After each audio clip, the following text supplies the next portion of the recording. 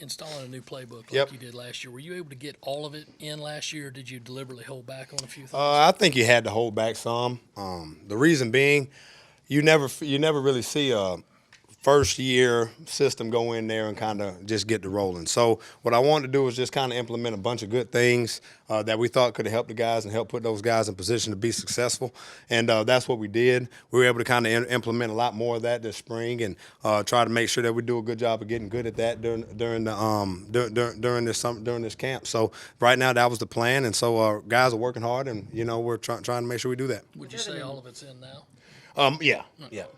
With Evan and Keel's situation, who is working at tight end? What's the situation there, and does that change the way that you have to kind of run the offense early on? I think it does. What you want to do is always make sure that you have your best players on the field. Regardless of what position they play, regardless of what might happen. So an example of that being, if that tight end is in the top guys that you have, you want to make sure that he's on the field. Now, if it's not, whether he's there, whether he's tired, or whether he can't play or can play, you want to make sure now that you go to a position group or a personnel group that does give you the best chance to be successful out there. So that's kind of always in the works. You're kind of always thinking about that, and then doing a good job of making sure that you implement those things and have guys get good at them.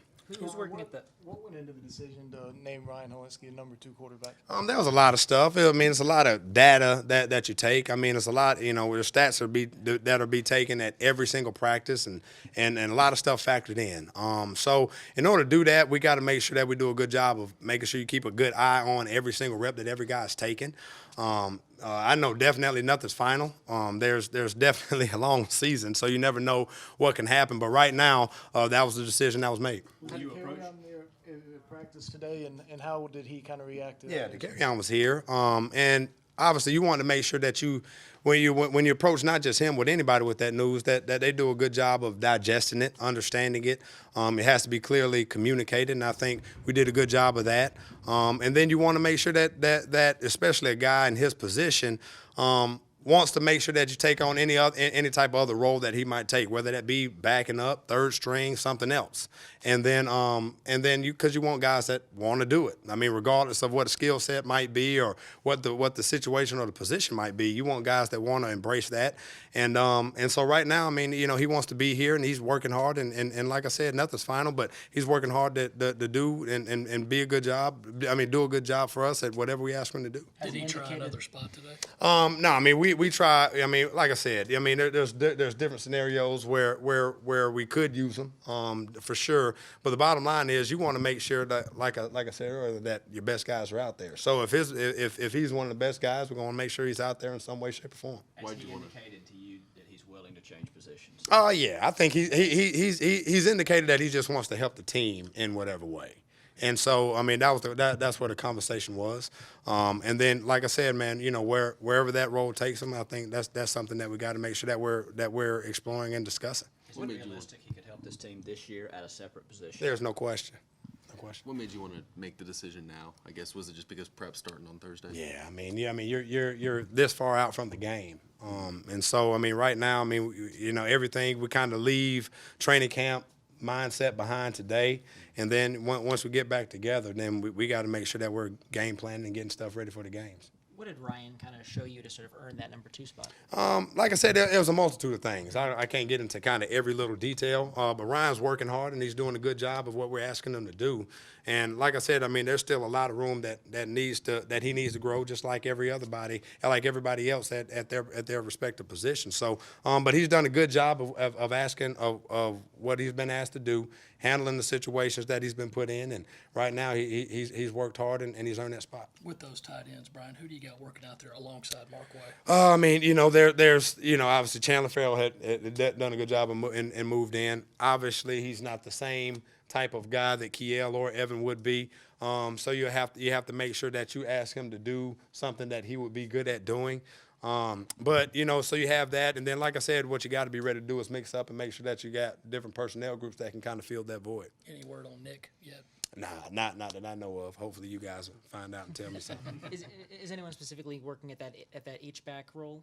You still, like I said, you still got Markway. You still have, yeah. I mean, and then Keyshawn Toney, the freshman, and Trey Kenyon have both been able to get a lot more meaningful reps than they would have gotten if those guys would have been healthy. So it's helped those guys come along and help bridge the gap there, where they can go in and then and know what to do and know what's asked of those guys if they were asked to get put in that position in the ball game. With, I guess, a limited H-back role for right now, do you look at trying to run maybe a little bit more 11 personnel throughout the start of the Yeah, I season? mean that's what we've been majoring in 11 personnel. I mean that still has a tight end in the game, Right. It still has a tight end, so that doesn't get us over that dilemma. But definitely, no question.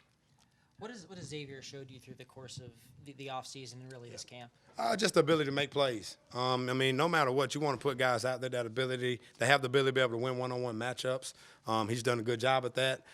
He's still not a finished product by any stretch of the imagination, but he's worked hard, and he learns extremely well. I mean, he's a bright kid, doesn't have a lot of missed assignments and everything else, man. But it just like anything else, when guys come into college, there's a big learning curve of not just how to do it and what to do, but just doing it every single day.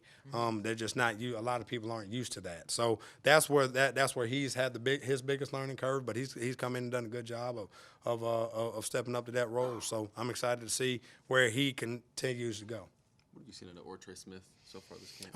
Ortre actually had his best day yesterday. But, I mean, the biggest thing with anybody that's trying to get over an injury is just mentally being able to get over all of the stuff. And so that's where I've seen the biggest growth in him from when camp started till yesterday. And so, I mean, he's done a good job at that, knowing and understanding that, and then coming out and trying to do everything he can do to overcome the whole mental blocks of it. But he's done a good job of it. How is Coach Pollard doing? Coach Pollard's doing real well. I definitely reached out to him, so he came and saw me, and we're getting together a schedule for how exactly he's going to help and everything else. And his first question was, Coach, I got to be up here that late? And so I say, yeah, if you want to coach, right? So, but, I mean, he's a kid that hard work has never been an issue for him. Sharp, bright, really good spirit, man. So he's going to make a heck of a coach. So we're just going to make sure we do everything we can do to utilize him while we have him. What was Ryan's reaction to the news yesterday? I was just ready to work. Obviously, man, it's not a finished role. Being the second spot at anything, you're one play away, so you have to prepare just like you're a starter. So, I mean, it's definitely nothing to sit there and be happy about and start haranguing and have a parade about. I mean, it's time to make sure that we get to work, Coach. So, I mean, it's a lot that's going to be bestowed upon him in that position, and he's got to do a good job of meeting those expectations. How has Jake done this far? He's done good. He's done good. And just the biggest thing with anything, just like I mentioned, just the level of consistency. He's done a really good job of taking on that, knowing that he needs to grow in that area and work extremely hard at it. And so he really has. So I mean, I'm excited to see kind of where everything goes from there. But he's done a good job. Is there a pecking order at running back yet, and how's? I think it's still kind of figuring its way out.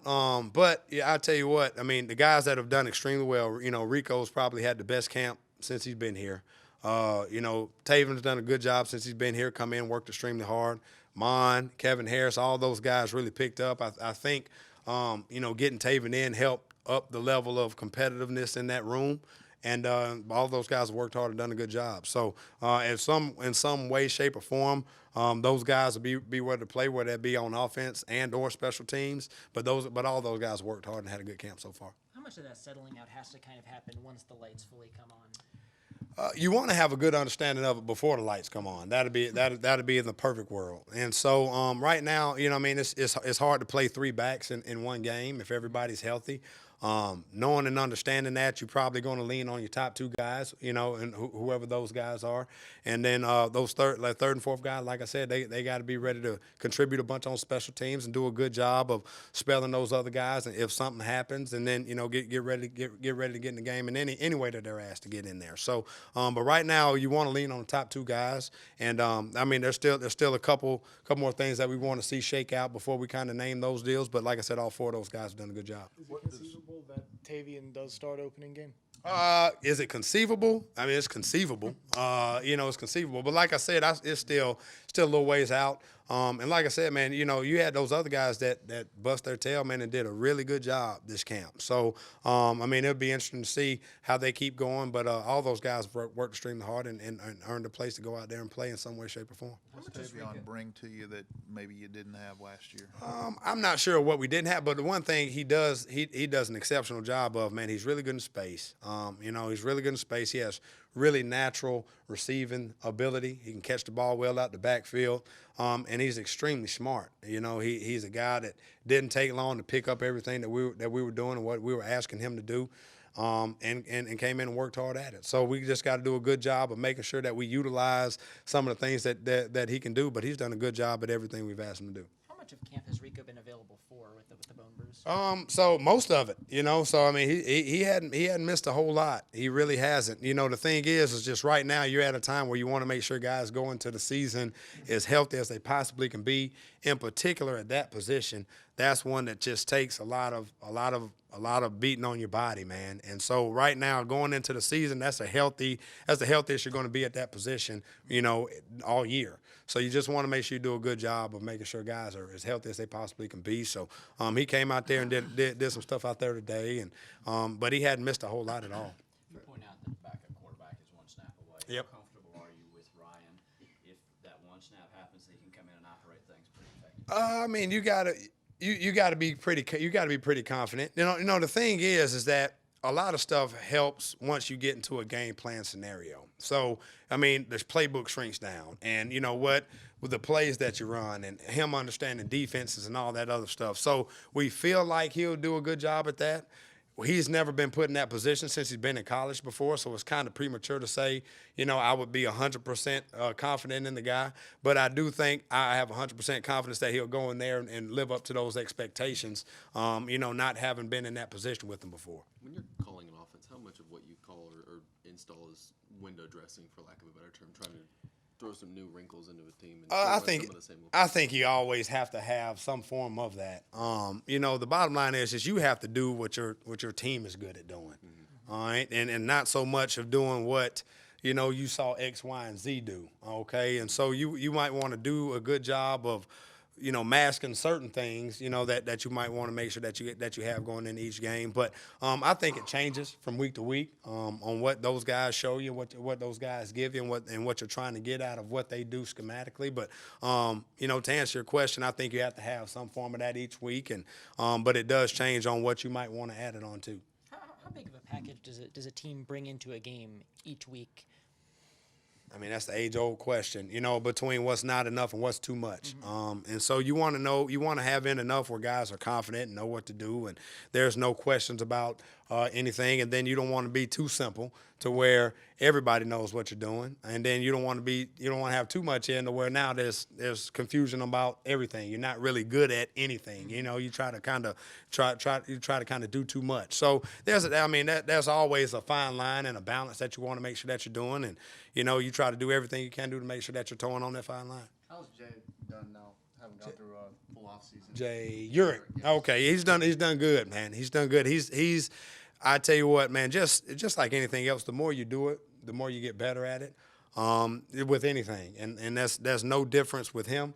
He's done a good job of working extremely hard, and that's the thing with him. He's a hard-working, conscientious kid, and so he wants to do extremely well.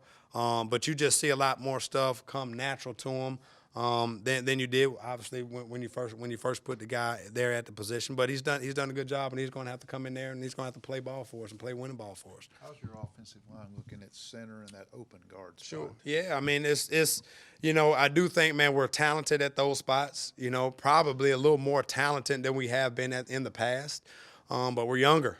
We're younger. And so, you have to do a good job of making sure that you spend as much time as you can with those guys, showing everything that you can, so they can kind of feel confident going in and going out there and playing. So, but like I said, man, we're confident in the guys that we have at that position, and being able to do that. So it'll be interesting to see once we kind of hone things down to a certain game plan and see what things happen from there. What are the traits of a good red zone offense outside of obviously scoring? Yeah, scoring. Touchdowns. Obviously. Scoring. What are good red zone offenses? It'd be kind of don't turn it over. Don't turn it over, which was kind of our Achilles heel a little bit when it came to that part of the field. Good thing is, like I said, you want points 100% of the time in the red zone. So whether that's you want touchdowns more than field goals, but you want points. So if you can leave the red zone just with points every time, that's a good leg up. That's a good leg up, and obviously more touchdowns and field goals. So. Is having a good running game probably help alleviate some of that? Yeah, I mean, just staying balanced on every part of the field helps, and so you want to do a good job of making sure that you do that, still have enough time, have enough plays where give you opportunities to throw the ball in the end zone, but at the end of the day, you still want to be as balanced as possible. So definitely running the ball helps you do those things. What were the biggest challenges for Josh Van going through last season, and what have kind of been the biggest steps he's taken? Just consistency. The ability has always been there. He's an extremely gifted guy when it comes to athletic ability and being an ability to be able to play the receiver position. But just going in there and being able to do it week in and week out, day in and day out, play in and play out with him has been the biggest thing. And so he's done a tremendous job of improving in that area. And so I'm excited to see what he does this upcoming season. Are he and Ortre Smith kind of battling for that other starting job? Yeah. I mean, right now, Josh has done extremely well. Like I said, Ortre's trying to come back and make sure that he's mentally there to catch up with his physical stuff. But right now, both of those guys worked extremely hard, and I mean, you're going to have to lean on both of those guys throughout the season. So either way it goes, both of those guys are going to play, and we need those guys to play well also. Who else are you going to be counting on, kind of after those guys, to be a part of the rotation? I mean, that still remains. Yeah, it still remains to be seen. But all those guys have worked extremely hard, man. They worked extremely hard. So we've had a really good camp when it's come to that. Put a lot of pressure on those guys to make plays, make tough catches, go out there and compete, do a good job being physical out there on the perimeter.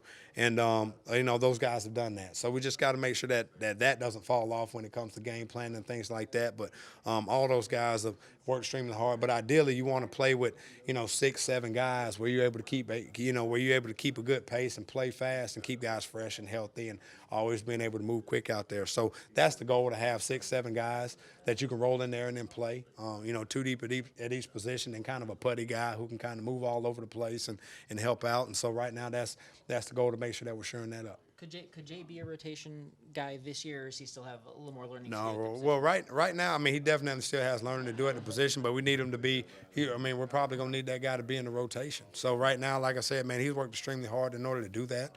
If he keeps it up, man, he's the guy that we feel like that's going to be able to give us some good depth, good quality depth at that position. Yeah, with Josh and Ortre, they're obviously two very different guys in terms of skill set. When it comes to choosing a starter, do you look at matchup or just who's played better throughout camp? Yeah, it's just who's done better consistently. The bottom line is ultimately you want the guy that's going to give you the best chance to go out there and win one-on-one matchups.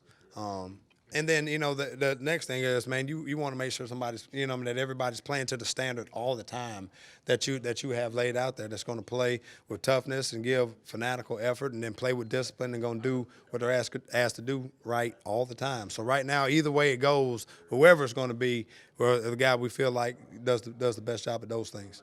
When you're losing a guy like Debo, what kind of a luxury is it to have, a set of receivers like Bryan, Ortre, Shy, and Josh? Yeah, it definitely helps. Those guys who's been here and guys that's just played a bunch of ball, that knows what it takes in order to go out there and be successful on Saturdays in this league. It helps.